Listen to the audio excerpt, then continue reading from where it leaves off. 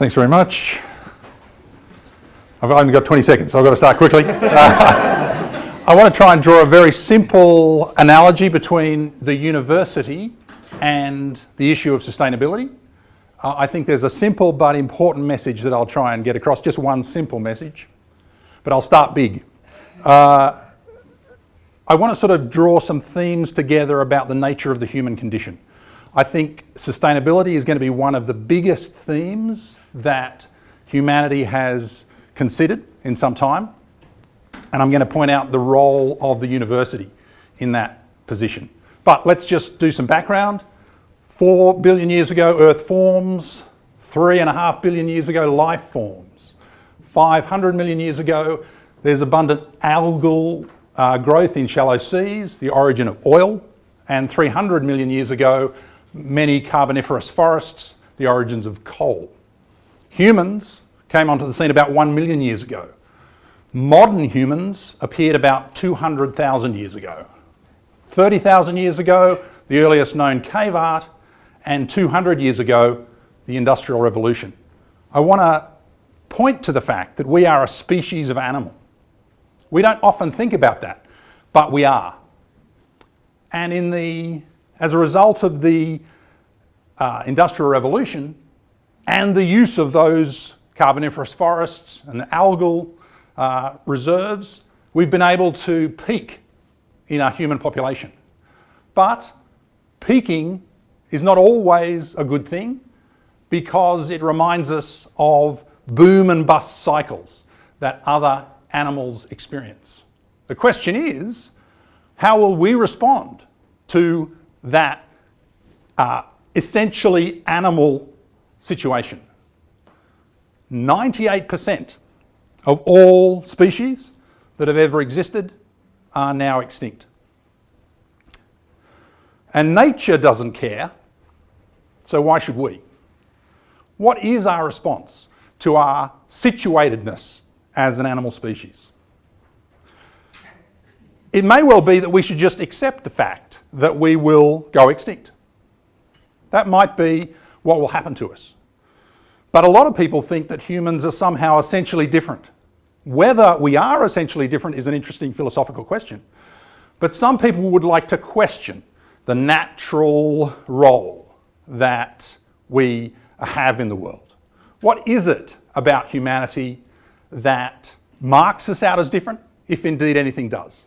That, I think, is the question that we have to face when we think about sustainability. Will we just go extinct, or will we do something different? Many people think of humans as essentially different to the rest of the animal kingdom, the rest of life. Look at the different social structures that some human systems employ. But what is the relation between humanity and the rest of the natural world? Many people think of sustainability as a green issue, but as has been pointed out, that's only one dimension of 3 dimensions. There is social sustainability. What does it mean to make a sustainable social system? We have to think about how humanity engages with its own structure if we are wanting a sustainable human species. There's an economic dimension to sustainability. The news today is speculating on whether we go back to interest rates that were put in as emergency interest rates at the height of the global financial crisis. We don't know what the answers are to economic sustainability. Launceston sadly has a street with many closed shops. The question is, what do we do to create a sustainable economic system? We haven't found that answer yet.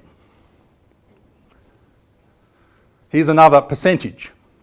We all recognise the tension that is alive and well today.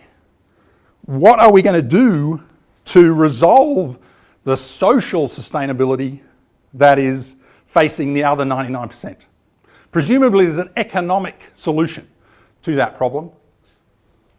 And I don't want to make it seem like I think it's all depressing. The human condition is actually a very optimistic place.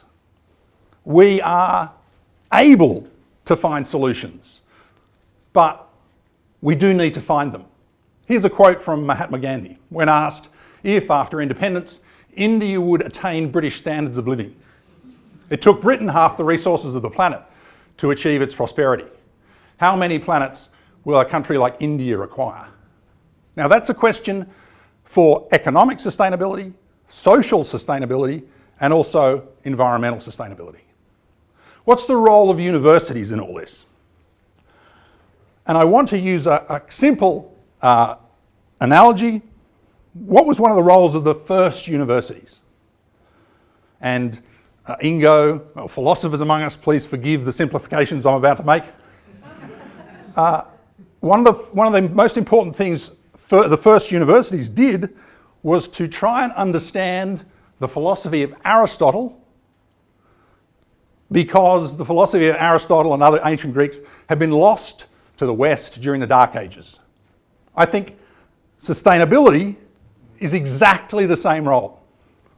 Universities tried to bring together two worldviews, and I think today universities have exactly the same function. The insights from science about sustainability and the way we understand our world today are... Oh, I finished. are jobs for universities.